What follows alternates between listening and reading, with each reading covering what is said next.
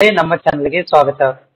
ಈ ವಿಡಿಯೋದಲ್ಲಿ ಪ್ಯಾರಾಮೆಡಿಕಲ್ ಪ್ರಥಮ ವರ್ಷದಲ್ಲಿ ಓದುತ್ತಿರುವಂತಹ ವಿದ್ಯಾರ್ಥಿಗಳಿಗೆ ಬಯಾಲಜಿ ಸಬ್ಜೆಕ್ಟ್ ಇರುತ್ತೆ. ಆ ಒಂದು ಸಬ್ಜೆಕ್ಟ್ ದಿಂದ ಬಯಾಲಜಿಯಿಂದ RNA types and their functions 3 ಮಾರ್ಕ್ಸ್ಗೆ ಬರುವಂತಹ ಕ್ವಶನ್ ಇದು. ವಿಡಿಯೋ ಪೂರ್ತಿಯಾಗಿ ನೋಡಿ. ನಮ್ಮ ಚಾನೆಲ್ಗೆ ಹೊಸಬರಾಗಿದೆ ಚಾನೆಲ್ ಸಬ್ಸ್ಕ್ರೈಬ್ ಮಾಡ್ಕೊಳ್ಳಿ.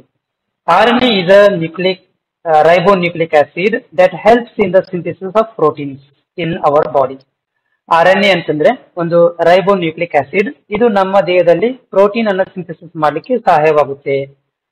This nucleic acid is responsible for the production of new cells in the human body.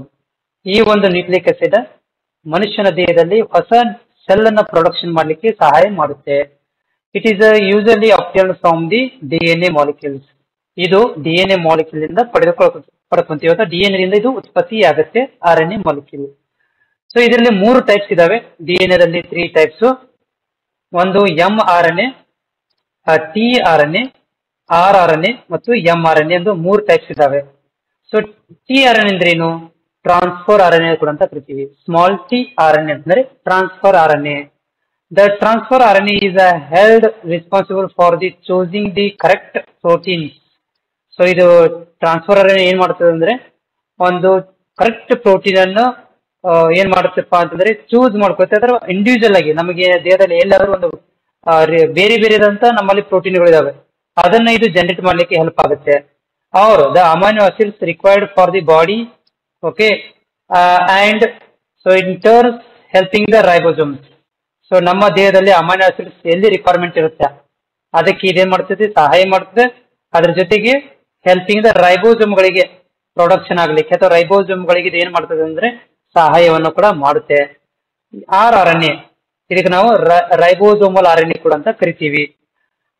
The rRNA is a component of the ribosome. ಇದು ಕೂಡ ಒಂದು ಕಂಪೋನೆಂಟ್, ರೈಬೋಸೋಮ್ ಒಂದು ಕಂಪೋನೆಂಟ್ ಆಗಿದೆ. And located within the cytoplasm of the cells where ribosomes are found. So ಇದೆಲ್ಲಿರ್ತದೆ ಅಂತಂದ್ರೆ cytoplasm cell ಒಳಗಡೆ ಒಂದು ಸೈಟೋಪ್ಲಾಸ್ಮಾ ಇರುತ್ತಲ್ಲ, ಆ ಭಾಗದಲ್ಲಿ ರೈಬೋಸೋಮ್ ನಮಗೆ ನೋಡ್ಲಿಕ್ಕೆ ಸಿಗುತ್ತಾ.